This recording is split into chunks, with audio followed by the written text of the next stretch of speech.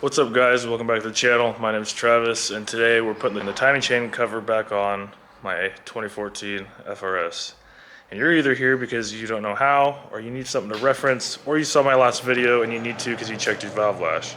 If you haven't seen that last video and you're not here after checking valve lash, you already have it torn apart. I strongly recommend that you go check it out. And if anything's out of tolerance, replace the shims. If not, I don't know. It's just my recommendation. What do I know? That being said, the process in doing this is honestly pretty straightforward. It's a little intimidating if you don't know what you're doing or if you haven't done it before, but we're gonna go ahead and get this taken care of so you guys can get your rig back on the road, and so I can go ahead and finish this build, put the turbo kit on, and get this thing running. Which, if you stay past to the end of the video, we're gonna end up putting everything that we need on the motor to then start focusing just on the turbo kit. So after this video goes out, the next one is gonna be the turbo kit, and I'm super stoked, I'm super excited. Been waiting a long time to finally get this thing going. Without further ado, let's go ahead and get this thing on. So I'm gonna assume that you guys already have the timing chain off. Taking it off really isn't that hard. You're just gonna take your tensioners off, which sit right here and right here. And all you're gonna do in order to get those off is use a pick or something that's small enough that fits in that hole. And you're just gonna move it centered up with that hole with that pick, and you should be able to move this all the way down. Once you get the timing chain off and you get to the point where you're ready to retime it, make sure and go around all the mating surfaces and clean them up. This is gonna be the most time-consuming part of this job, and it's also the most annoying part. But make sure that you got this all cleaned up, all the mating surfaces. Take these covers off if you have to make sure none of the RTV got in there. And then we can move on to actually putting the guides on and the timing chain. So the first step to this, after you're ready to put the chain back on, you've cleaned everything up, is to put the crank pulley bolt back in, because we're gonna have to turn it. You're gonna make sure that this locking key is in the 6 o'clock position, straight down, kind of in line with the seam.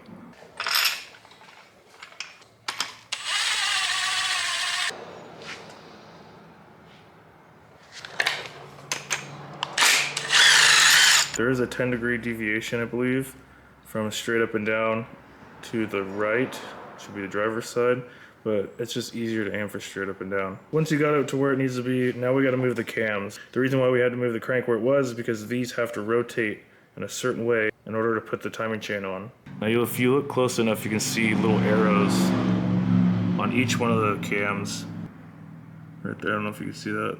You wanna move these arrows to what the factory service manual calls out for. This arrow needs to be facing this way, 25 degrees from center line, horizontal center line, and then this one needs to be 25 degrees above horizontal center line, but on this side facing that way. They do make a tool for actually moving these, or you can make one at home. I have a way that I do it with Allen wrenches that works just fine.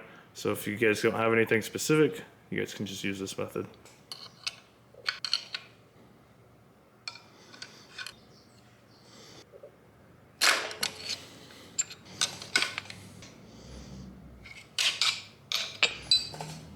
Next, you want to go ahead and put this bolt back in if you took it out, and you want to take the key that's facing down, and you want it to face this way towards this pin right here. Keep note that when you do this, you need to go counterclockwise. You cannot go clockwise. So just make sure this bolt's in there nice and tight, and then counterclockwise until it's facing this pin.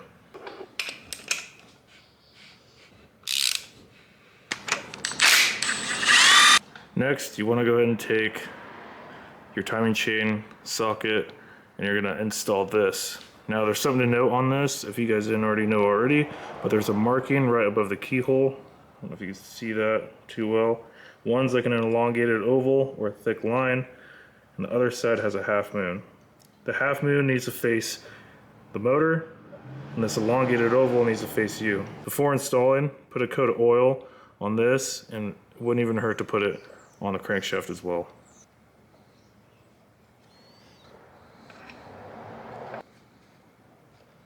Once we have that on, we're gonna need to put the guides on. And this is pretty simple.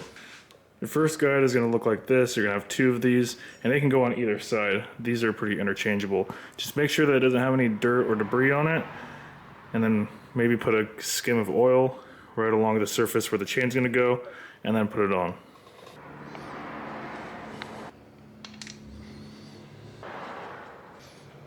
The next one, same thing. They're actually all interchangeable. The only thing that you can't interchange would be the tensioners. I have both of these installed. This one I just go snug. I don't have a torque rating for it. Or there is one, but I just don't worry about it. We're gonna go ahead and put this chain back on. Now when you go to put the timing chain on, and this is gonna be the case for both chains, that mark that we had to take note of, you wanna make the black link on each chain line up with that oval. Right now we're doing the furthest most back chain, and that's going to be the right hand side or the driver's side. Make sure that black link lines up with that oval, and then we can move these over and get them on the cams.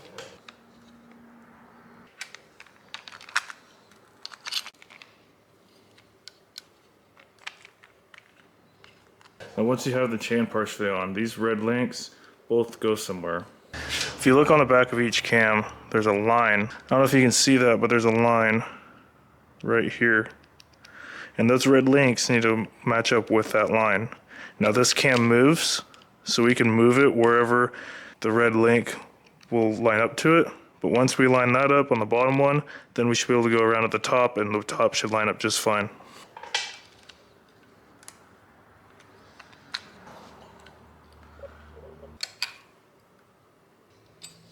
So I got the black link over where the elongated oval is on the sprocket. I got the red link on this bottom one, right on the line, as you can see. And then I got the red one lined up with the line up here. As you notice, when I went to line this one up, this one had rotated counterclockwise just a little too much. So I did have to rotate it ever so slightly back just to get it in there. And when I did, I rotated it just a little too much, and it caused a little bit of slack here. All I did once I lined this up was rotate it back counterclockwise until it tightened this up. So now we're in a good spot. We can go ahead and put the tensioner on and get that set. When you go to replace the tensioner, make sure you replace the O-ring right here too. You could reuse it potentially, and you might not have any issues, but I just don't worry about it by replacing it.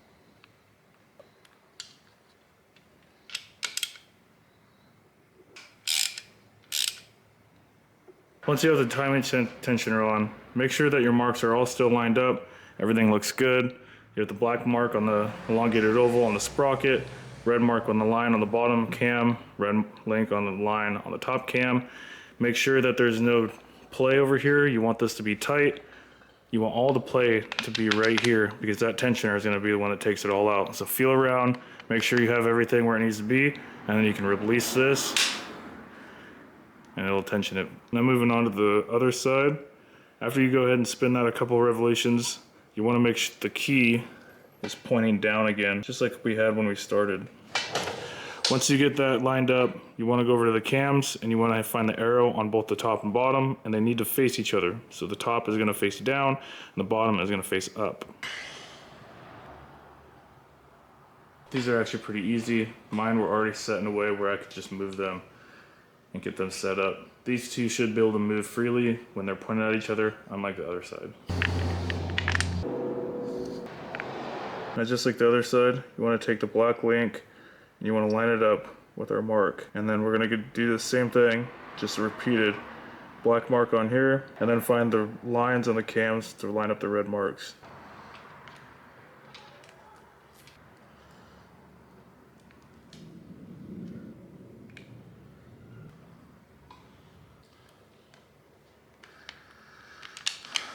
We've got this installed. Make sure that this isn't loose, that there's enough tension here, just by turning this bottom camshaft.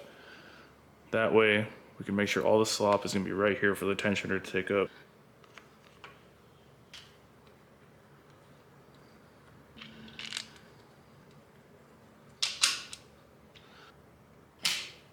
Now that we have tension on the chain's installed. We already rotated it when we had that one installed, but we need to rotate it again to make sure everything as a whole, including that side that we just put on, isn't going to interfere with any of the valves. We're not going to have valve to piston contact. Everything's going to be smooth. If it gets to be too hard while you're rotating it out of the normal, then you need to pull off the timing chain. You need to investigate.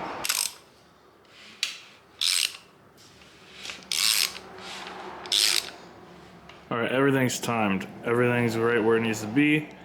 One way to double check to make sure you did everything right is to go one full revolution I believe it's 1 full revolution. I've rotated the crank quite a few times now, so I don't remember if it's 1 full revolution after you get done with that side.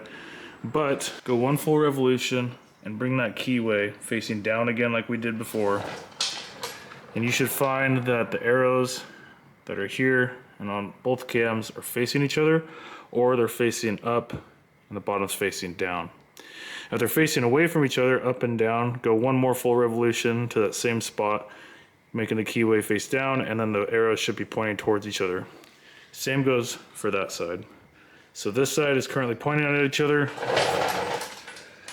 and this side is also pointing at each other. If you didn't quite time it right, or maybe the tensioner is not quite putting enough tension on the chain and it skipped a tooth, then you'll be able to notice. It'll be pretty noticeable. But if those arrows are pointing at each other, then everything's solid.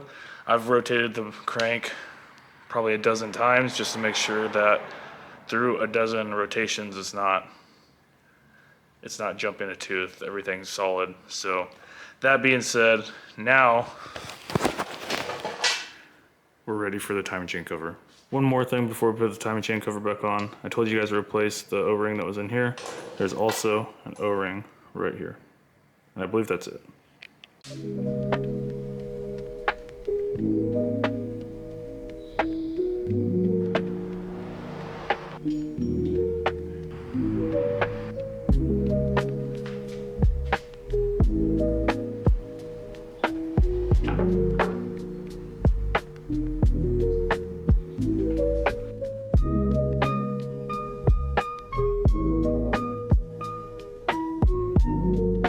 Alright, so we went ahead and got the timing chain cover on. All the bolts are in. There's like 31 or 32 total. The torque spec for these is 18.5 on the bigger bolts, 7.5 for the smaller ones. The torque sequence is, well, it's annoying. I'm not going to show you guys. I'll put a screenshot on here, or I'll link the service manual in the description box below with the page number to the torque sequence. That way you guys can reference it if you need to.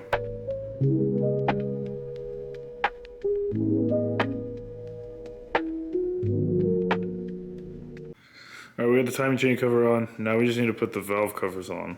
So I'm going to go ahead and flip this over, and we'll go from there. Okay, when we go to put the valve covers on, there's a little bit of prep that needs to go into this, aside from removing the RTV from these and the valve cover itself.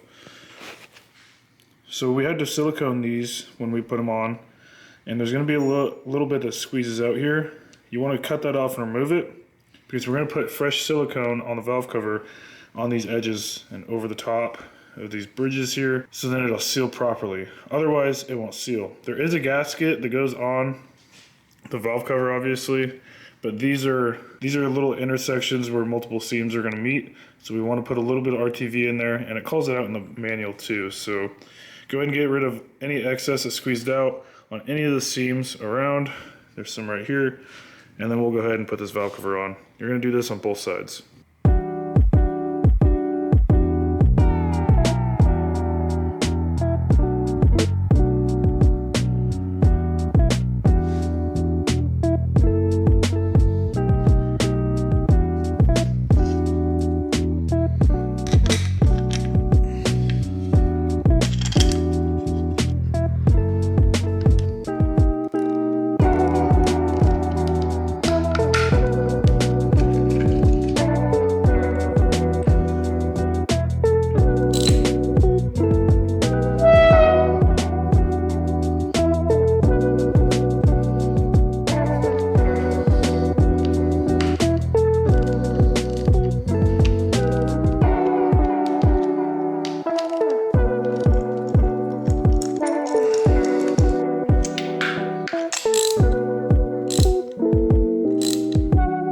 We got everything buttoned back up, timing chain's done, valve covers are on, everything's torqued down the way that it needs to be. I did go by a torque spec on the valve covers. I think it was like 4.5 foot-pounds, which is like 45 or 50 inch-pounds. I only did that because I have the inch-pound torque wrench that I bought for the Dodge, so I figured I'd use it. You guys could probably just go hand tight and that'd be fine. Nonetheless, that concludes the timing chain portion. Now I have to get this motor put back together and ready for the JDL kit, and that's what we're gonna do right now. So the next things that we need to put on would be like the motor mounts, intake, the port or direct injectors, pulleys, brackets for the alternator and air compressor, things like that. I was gonna start by buttoning up the whole top of the motor up to the intake, but unfortunately, under further investigation, the direct injectors are kind of gross and the seals are just completely crusted out. I can't find those, and honestly it just gives me another reason to buy new injectors. I also found one, I don't know if you guys can see that, it is tatered. So I bought some reman ones for like 300 bucks. Normally that's how much they are brand new a piece. I'm hoping that they're not a total scam, but we're taking a risk. Seems like a good brand that it's coming from. I think it's just a local shop, or not local, but a small shop in some other state that remanned them and sells them online. So nonetheless, we're not gonna be able to do anything on the top of the motor, but we can get brackets back on, get anything on the bottom all buttoned up, and then all we'll have to do is get those injectors in. This stuff should fly now that we're not dealing with RTV and stupid torque specs and not so much back and forth with cleaning stuff up to get stuff prepped in order to install it and all that crazy stuff. So with that being said, I'm gonna shut my trap and get to work because I wanna see this thing run. I'm tired of waiting. It's been forever waiting for parts. I'm also like terrified of this thing blowing up on startup because this is the first time I've ever built a motor from the crankshaft up. I think we'll be all right. I hope so. There's a couple things that I'm slightly messed up on. I don't know how critical it's gonna be, but we won't know until it runs, so let's get to it.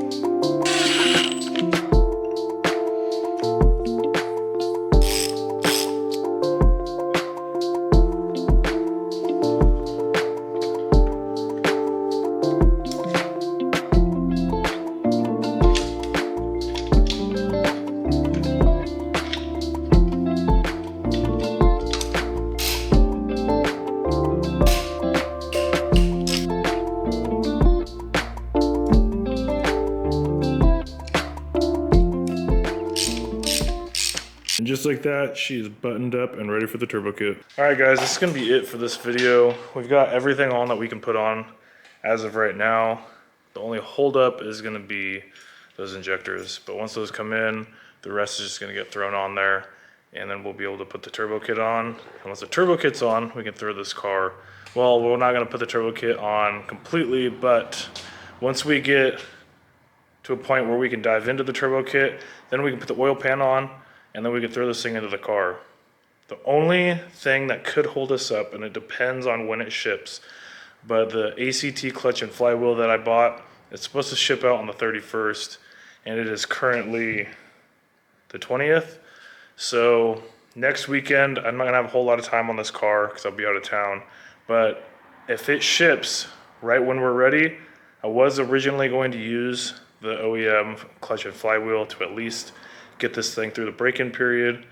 But if it ships and it's gonna be here within like a week or two, I might wait to throw the motor back in until that comes in. When we do get the JDL kit opened and we're ready to attack that, we do have to replace these fans, and then we need to get into the fuel tank and replace the fuel pump. So those are some things that we're gonna have to do before we put the motor in as well, or at least things that we can do. I do wanna take the fans out and replace those before we put the motor in because I think it'll just make it easier. But like I said, we are so close. Next video, we should be ready to go. If not, getting the motor into the car. So that being said, that kind of concludes this video. I hope you guys learned something. Hope you guys were able to get your rig running, get that timing chain back on. If you guys stayed till after that to watch the rest of this, I appreciate it. Go ahead and subscribe if you want to see more. I will eventually get this thing on the dyno once it's actually running and the braking period's done. And we're probably going to throw E85 at it and get it tuned on both pump and E85. So it'll be fun. I'm excited. Can't wait. But for now, I'll see you guys next time.